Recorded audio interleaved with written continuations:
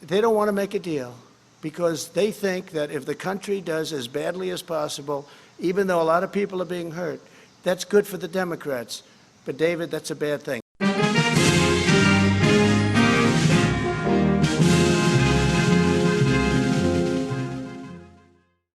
Please, go ahead. Mr. Spunt, David Spunt from Fox News. Mr. Trump, Mr. President, thank you for taking my question.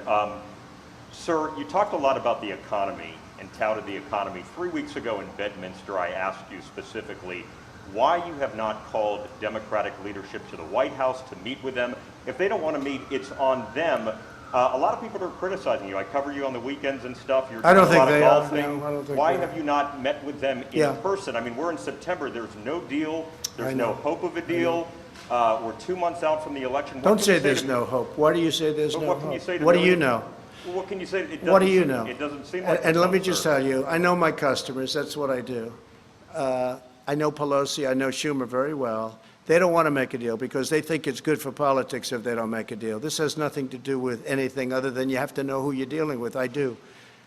These are people that I don't have a lot of respect. I don't think they have a lot of respect for the American people. And I know who I'm dealing with. And I don't need to meet with them to be turned down. They don't want to make a deal because they know that's good for the economy. And if they make a deal, that's good for the economy, and therefore it's good for me for the election in November 3rd. And therefore, they're not going to make a deal.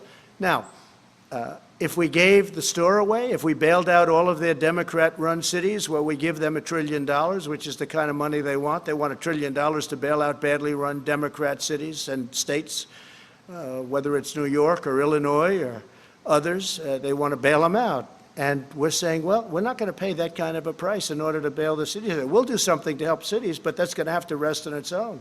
And why didn't you do this at the beginning? Because they could have done it at the beginning. So I know who I'm dealing with. And I'm on the phone with Mnuchin and with Meadows and with all of these people constantly, while they're there. But I also know when it's time to meet with people. I've done very well with deals, okay? That's what I do. And I know when it's time to meet. But I don't have to meet them in order to be turned down and in order for them to walk out to the sticks, which is the microphones, and give you people a false report of what just took place in the Oval Office. So they don't want to make a deal because they think that if the country does as badly as possible, even though a lot of people are being hurt, that's good for the Democrats. But, David, that's a bad thing. Yeah, please, go ahead. But as president, shouldn't you take the high road, sir? I am taking the high road. I'm taking the high road by not seeing them. That's the high road. Yeah. And you, Thank you, Mr. President. David And if I thought it made a difference or would make a difference, I'd do it in a minute. Yeah, go ahead.